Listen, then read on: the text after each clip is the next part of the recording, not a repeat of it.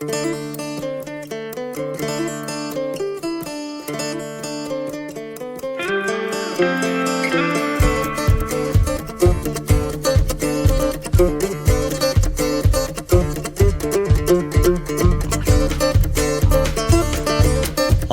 welcome to the Hay Kings podcast, brought to you by Krone, dedicated to hay and forage producers. I'm your host, Jon Paul Driver. Today, I'm joined by Mike Stefan. Now, Mike's from New York, just south of Buffalo, in the thriving metropolis of North Collins. Welcome to the podcast, Mike. Hey, thank you for inviting me. We had the chance to meet at HayCon, and during that, we had a lively East Coast, West Coast Timothy discussion. And we'll get to some of that here in just a little bit. But before we do, Mike, would you tell us a little bit about your farm? Yeah, so we're a multi-generational farm. When I graduated from high school, 1987, I am an old guy. Things didn't look good in any direction. And I went to college, to do my endeavor as a school teacher. And my dad was milking 80 cows. And every day we would milk cows together. And we're always thinking about the next step. What are we going to do? Or are we just going to sell this farm? And it finally hit me of like, boy, if I sell this farm, I'm never going to get it back. So I decided I got to keep this farm. What can I do with school teaching? Oh, make hay during the summer. So I did my numbers, small baler, big baler. I said, man, a big baler is the way to go. I don't have to buy a lot of equipment. And I went to my dealership and said, I'd like to buy one of them 590 New Holland balers. And my dealership looked at me and said, never sold one of them. Like, really? Who are you going to sell that hay to? And I'm like, I don't know, but I'm going to try. So we bought that 590 baler. I hooked the old white 4150 onto it and started baling hay. And we never baled hay on our farm. We had harvester silos. We figured we got our dry matter out of a harvester silo. We never baled hay, and I had no one to help me except for myself. And we made a lot of hot hay. Geez, I couldn't realize hay could get that hot, but I did well at it. Oh, and that's a problem, so I isn't learned it? and learned the hard way. Yes, and I met a lot of great people to help me, and I remember I was like calling Harvest Tech about prop acid, and at that time they took like these little small baler things and put them on the big balers, and they never worked, and it was just a mess.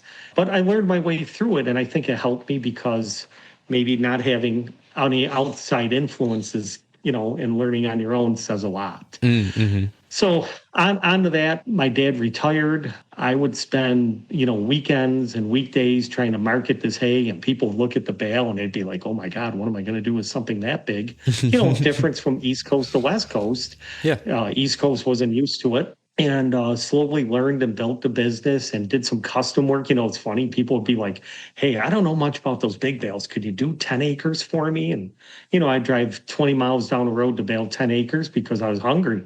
The business kind of snowballed itself.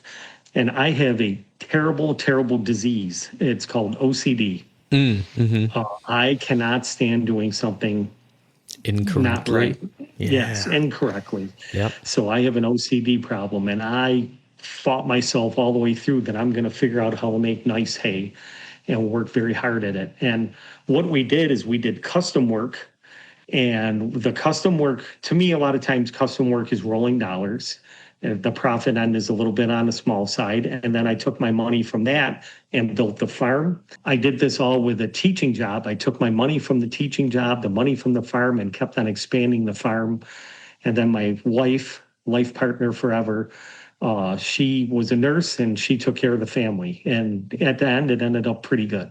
We started making hay, and I accidentally rolled into part of the show cow market, selling show cow hay. And it was part of my OCD that helped me on that. So selling hay to show cows could be a little bit tricky because it's all based on the embryos of that show cow. Sure. And if you had any moldy or dusty hay, even if it didn't look moldy or dusty, it might not have it. But several of the farms would do mold spore counts on the hay, and to make sure, because they can't abort the embryos. And oh yeah, because they're hyper expensive. Yeah. My hay did very well. So I entered the show cow hay market, did well supplying a couple farms with show cow hay, And because of my OCD, they were very happy with my product that I made. Life went on pretty decently. I hadn't thought about the show cow component. Oh, I mean, there's folks around here that do embryo transfer. That's a very specialized, high-end, future of the breed kind of thought process. And I had the background of dairy, and that helped me immensely in my hay venture, because in the beginning, when I started making hay, the dairy farms were buying hay. They wanted low potassium hay for their dry cows. Yep. And so I was supplying dairies because when I looked at a feed analysis, I understood the numbers. So whatever they wanted to know, I could tell them. And there was plenty of people in the market, they just made hay. They didn't understand the numbers. So I knew my numbers. I had prior experience. And I learned a lot about the show cow hay, because the show cow hay, they don't want 18% protein hay. They want hay to rib out, and it's got to be kind of like fibrous horse hay, but it's got to have the digestibility or a want for that animal to eat it, because they want to rib them out and make them into these big barrels, because you need a big furnace if you're going to make a lot of milk. So that's how we ended up in that. So eventually, though, the show cow business, like a lot of things, under consolidation, retirements and stuff, that world is getting smaller, okay? The cow numbers are getting bigger, but the world of people owning them is getting smaller. I could see the future of that drying up a little bit, and some of these guys that are show cowing hay are utilizing TMRs a lot better. You know, they're learning as they go, and they're being more efficient at it. You know, the business is rolling pretty good. We're doing about 800 acres of hay every cutting. And in New York, every cutting is sometimes every 30 days. That's getting through it. Yeah, we're rolling pretty good. And I could see something in the horizon. So what I did is I bought a hay press. And I've always looked at them and said, oh, those are pretty neat machines. And so I bought a hay press. Your last name is spelled exactly the same as the Stefan hay press manufacturer in Oregon. Did you buy a Stefan? Yes, I did. No, yes, I did. No doubt some distant relation, right? No, not at all. No, but it was pretty neat. Mm-hmm. And I kicked the barrel. And once again, I just like getting into the hay business. It took me 3-4 years of kicking the ball around about this hay press. Mm-hmm. And it's a good thing I did, because we have a couple influential people in New York that run hay presses. Mm-hmm. And one led me on to a good unit. I bought this hay press from a guy in the Carolinas, and I don't want to mention good people and where I bought it from and mention any names and offend anybody, but I'm surrounded by really good people. We bought this hay press and, again, ran it for a year, kind of learning what to do. And now we're hay pressing for our local horse market, because time and time again, I had horse people look at my big bale saying, well, I'd love your hay, but you can't, we need it in a small bale. So I retired from teaching, and I didn't want to take any income away from the farm because I was coming home. So we put in a hay press to add income in with the advent that I was coming home. Oh, I just want to point out best practice. As you're adding people to an operation, you have to make the pie bigger, not the slices of the pie smaller. Yes. Very good farm financial management concept there. No other square baler has a bigger appetite for the most demanding conditions than Krone HDP2 Big Pack. 8 knotters put more hay on every bale, and a new V-knotter design makes hanging on the bell hook almost impossible, requires fewer adjustments, and leaves no scraps behind. See it all at krone-na.com. Krone machines, built for generations. Yes, I am very multi-versed as a farm, which I probably should have said more of that in my history, but we added on that hay press. My younger son is expert at running it and has done a great job of running the hay press. But it's East Coast. We're not running hay press 24/7 and all that stuff. We're taking care of our local market. Because when I was looking at the local market, everybody was excited. If you hit a hay press and if you could hit a retail store, you were golden. And I was like, well, why don't I just have the hay press and be also the retail store? So what that involved is we started buying hay in. So when you come to Stefan Hay Company, you got 4 or 5 different hays to look at. It's like the Walmart of hay. It has really answered some local needs. And we're going to get into that subject when we get East Coast, West Coast. Uh-huh. But one thing is with my operation is that as I built the farm up, I not only do hay, but I do row crops and a lot of other things. And I try to have everything equal. So if I have a bad year in one, a good year in another. So we grow 800 acres of hay. We do 1,000 acres of soybeans. We do 1,000 acres of corn. I do 300 acres of Concord grapes. I do 500 acres of wheat. Once in a while, we'll do some oats or some various other things. I custom bale 2,500 acres of straw. Besides my 500 acres of wheat, we actually travel about 110 miles away from home and follow the combines baling straw and direct all this hay and straw, to farms right off the field. So we have a pretty decent operation of diversity because, right now we're selling a lot of hay. We have one broker that's, moving a lot of hay for us. Well, he could be gone in a month.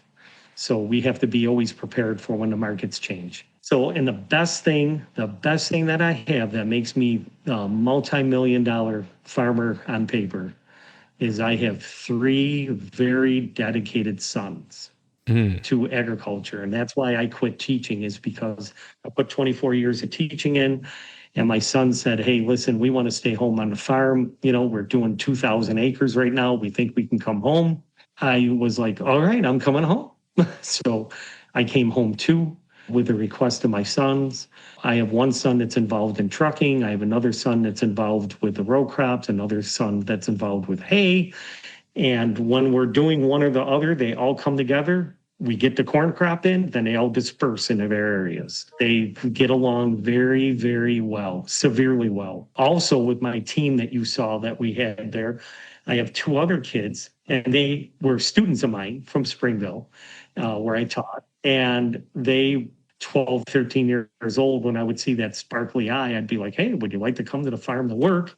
So I have 2 other guys that are just as equal as my kids, realistically, that are there also. I at this point in time have the dream team of employment at my place. We just got to make sure that we utilize it and make sure that they can make enough money where they like agriculture and it pays them well. Retaining employees is so important, and right now I'm living the dream. We got to maintain. That is so nice to hear. Yep, and you've seen what we had over at Haycon. It's top an notch. Impressive team, absolutely. Are you ready to talk about some markets? Maybe other people in New York are listening to this going, I'm not. It isn't so, or who knows? Right. That's the great thing about the hay business is that when one person says it's garbage, another person says it's great. Yep. And it's so all over the place. It's just kind of nuts in a way. It's as much about, well, not always, but it can be as much about your outlook on life as it is the actual market condition. The hay industry is so Wild West that there's always opportunity somewhere. I'd love your take on the market in the East Coast. Yeah. Yeah. Jon Paul insulted me saying my East Coast hay was ugly. So, yes, we're going to roll off of that. I said, if you can grow corn without irrigation, if you can grow a successful corn crop without irrigation, it's exceptionally difficult to make nice hay. And you're right, because we ship hay from Montana. Yep. And when you look at it, you're just like, this isn't really hay. It's so green. It's unbelievable. Right. So here it is, the East Coast market. The East Coast hay market is horse driven. It is not dairy driven. Mm-hmm. So our dairy markets are chopping silage because they need those acres to spread manure on, because the government controls how many cows and acres that you spread on. So the idea of shipping volumes of Western hay to the dairies in the East, they might supplement it, but for the most, it's basically a non-starter. And here's my West Coast. Our West Coast dairies aren't feeding hardly any hay. We've gone. They used to track this in California, where we went from 7 pounds per head per day down to 2 or 3 on the alfalfa side. So even in our West Coast dairies, hay is out of the ration, and I would argue it's been displaced by soybean meal and DDGs from the ethanol industry, even out here in the West. Okay. Yep. See, now I didn't know that. East Coast, West Coast, right? So Yep. I didn't know that. But dairy situation, they'll supplement. So ours is the horse market. Mm-hmm. And I've seen a transition. It's great with the dairy experience because I see this transition happening in the horse market. because I've been there. So what you have is you have people that are feeding their horses, and we have, down along the East Coast in the Florida market, it's cheap hay. People want cheap hay. And so trucking hay from Montana to Mike Stefan is going to be $400 to $450 a ton. We have to factor in, right now we're hauling between $2 to $3 a mile for hay. That's probably going to change. I can see it going to $3 pretty hard, because we talked about the trucking industry is going to change. They're not going to run broke forever. And this is one of the big themes of our East Coast, West Coast discussion, is that freight rates are below break even for many transport companies. And we can take examples like Yellow going bankrupt. It's the condition of our trucking industry that's allowing for some of this trade.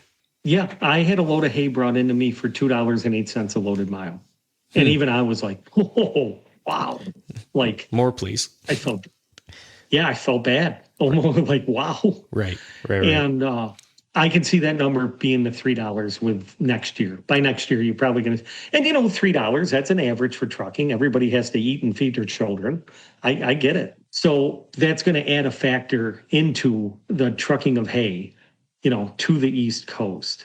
Here's my philosophy when we started talking a little about East, that the Rocky Mountains has to start getting this hay to the East Coast, is that if you're talking a very wealthy person that buys Western alfalfa, they're already buying it. They already have their customer.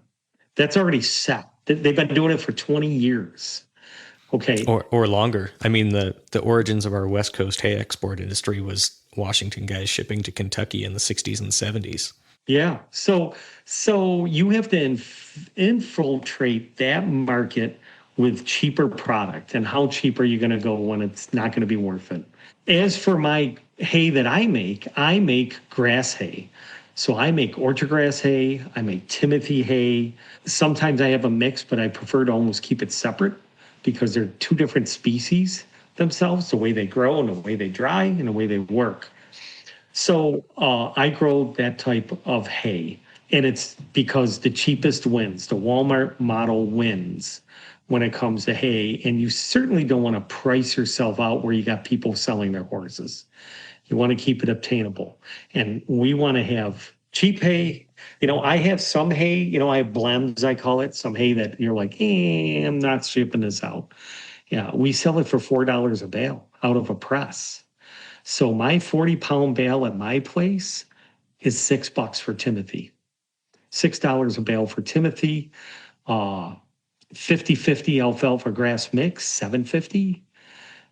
It's pretty hard to ship stuff that far that cheap. Yeah, we have to do a little bit of conversion for us West Coast guys that only think in dollars per ton.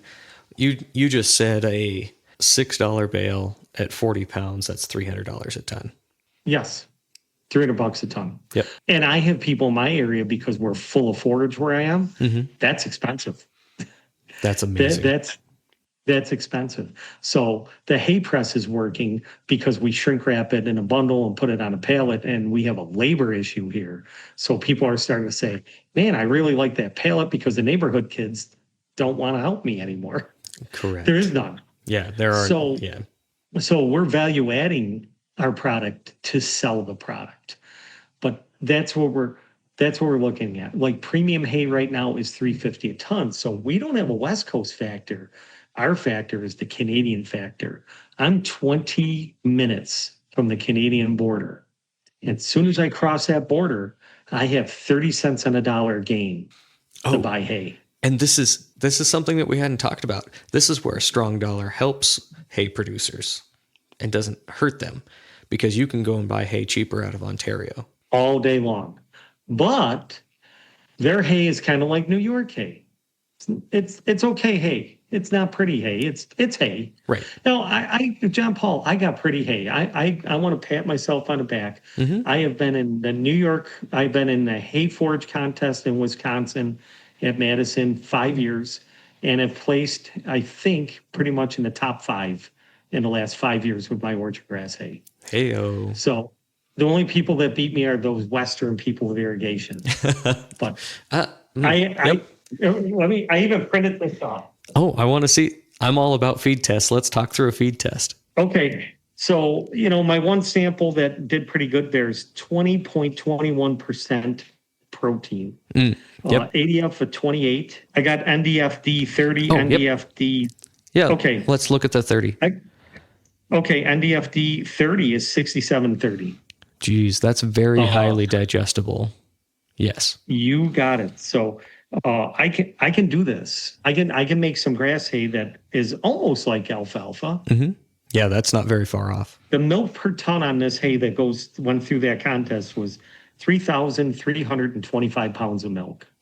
That's hay. That's nice hay. Made in New York. So I can do it here, but I can't do it consistently because I have too many variables, where you do not have those variables in your area. The thing that kind of kills Western hay when people were feeding some of the cows, it has a tendency to get fibrous because of the amount of heat and dryness that it endures. But I think genetically they've gotten that out of there now. There's also a harvest maturity component to that too. And maybe if your nicest stuff is going for export, then the next shelf down goes to the East Coast, and that might be a little over mature. Yeah. Because there's definitely a maturity component to that fibrous nature of the hay. Yeah. So the future of the hay industry, though, is somewhat scary. We have all these things of what's taking place out west.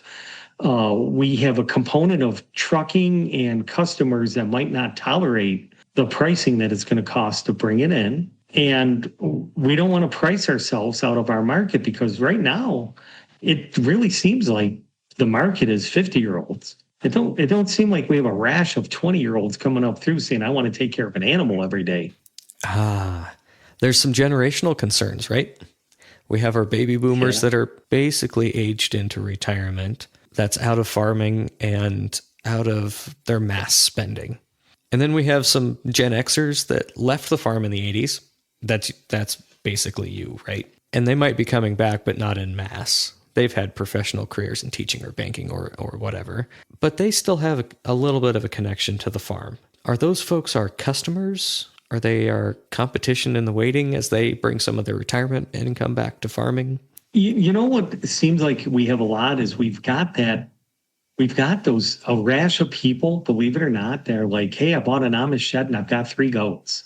Yeah. No, that's a trend here in the West too. Yes. Okay, we got a lot of that. Not an Amish shed, but there's a lot of folks that have 3 goats. Yes. And you know what? Those are good people to respect and help, because I always look at the mini farmers, the ones that you said, the ones that are coming back, the ones that want to be grassroots. Those are the drivers of the industry. Those are the ones that speak out for us. They're the ones that are like, I'm a farmer and I'm going to go to this Farm Bureau meeting and I'm going to say how fun it is that I have these 5 goats and 10 chickens.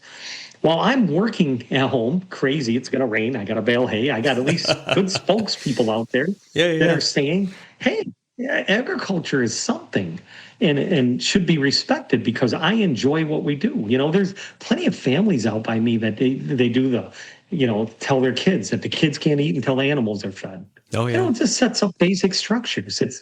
What I just heard you say is inspirational to me. I was recently elected the vice president for policy in Washington State for Farm Bureau. So I'm a glutton for punishment in a lot of respects. But what I just heard you say is the bridge to the city folks is the small farmer. Oh, without a doubt, you can see it here because, I have population around me. I drive 20 minutes and I'm in the city of Buffalo.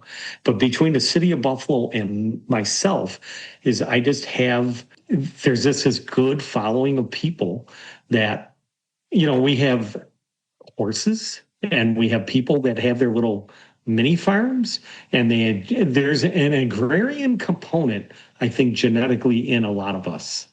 And they have to do that. They have to mow their lawn and they have to take care of their goat to fulfill that need in their genetics. They are the great spokesman for us that are just working ourselves right to nothing for little dollars. Yes. The all-new Krone Gen 5 Big Pack Large Square Baler gives you outstanding reliability and serviceability. The completely updated VFS makes serviceability easier, faster, and more economical. Talk with your local dealer to learn more about Krone machines built for generations.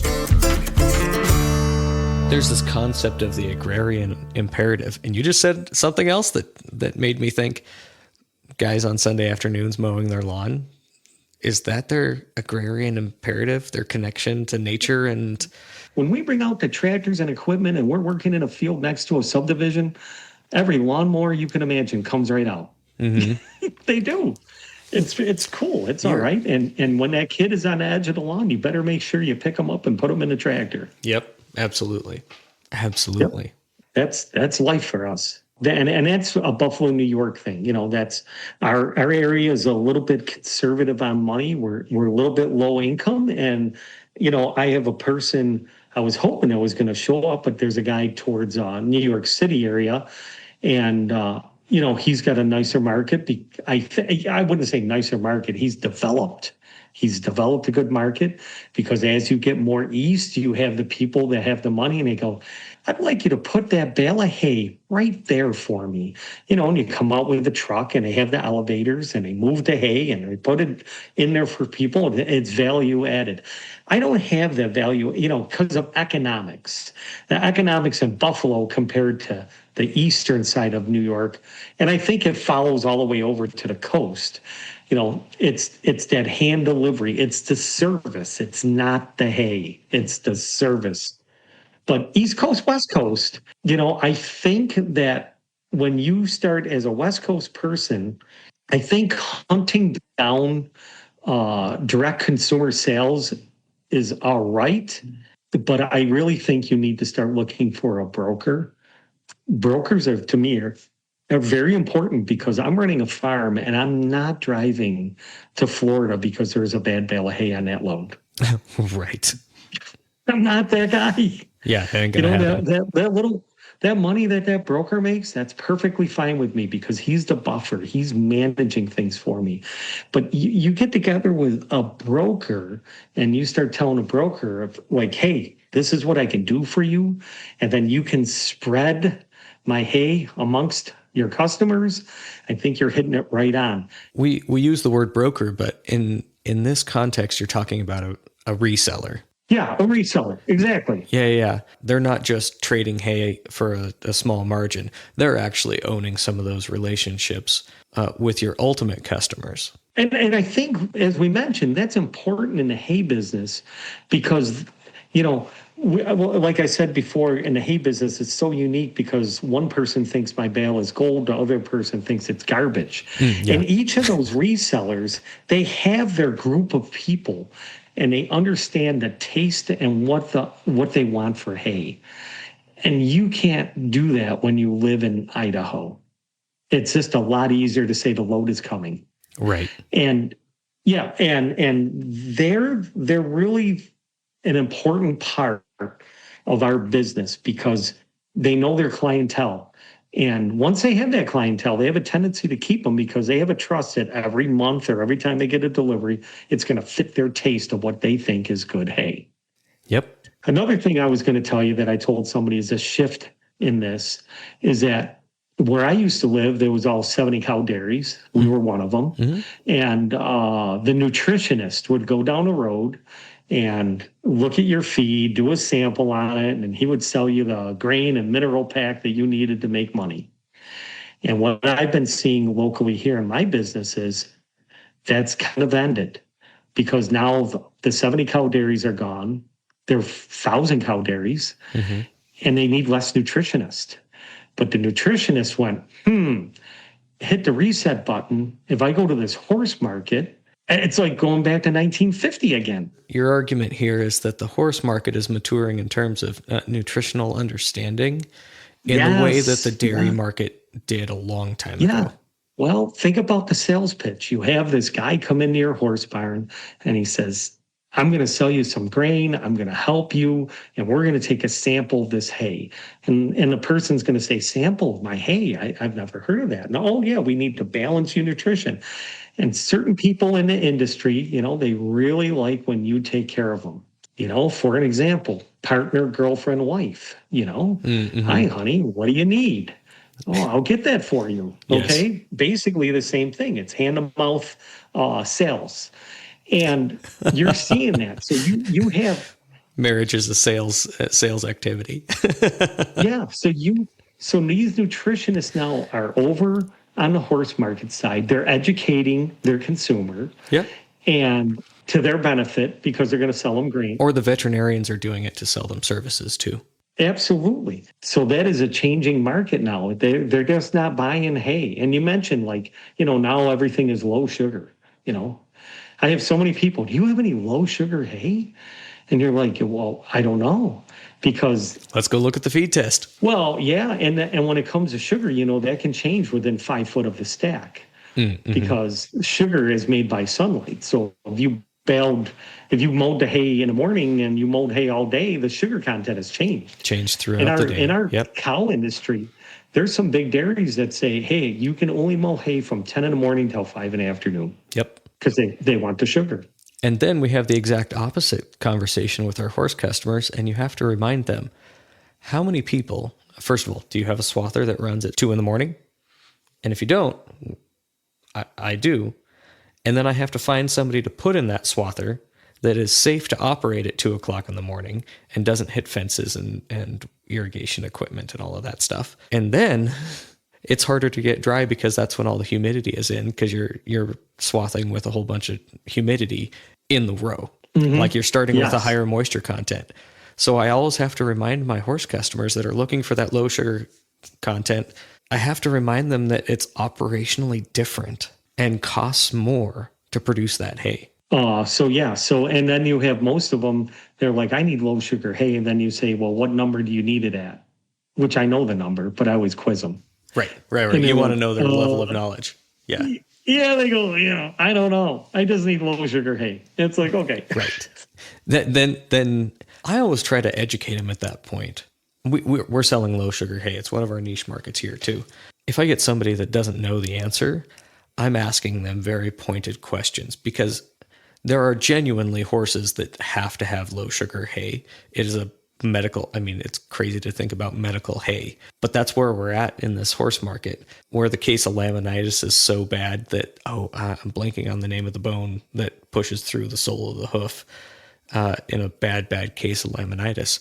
I have veterinarians telling me, no, we have to be really certain that this hay is below 10% NSC and low protein, because if it's not, the horse is going to get euthanized. And then we have another market segment that's less sophisticated, that hears everybody talking about low sugar hay, and they really don't know any difference. And the vet hasn't told them that they need low sugar hay. It's just the fad.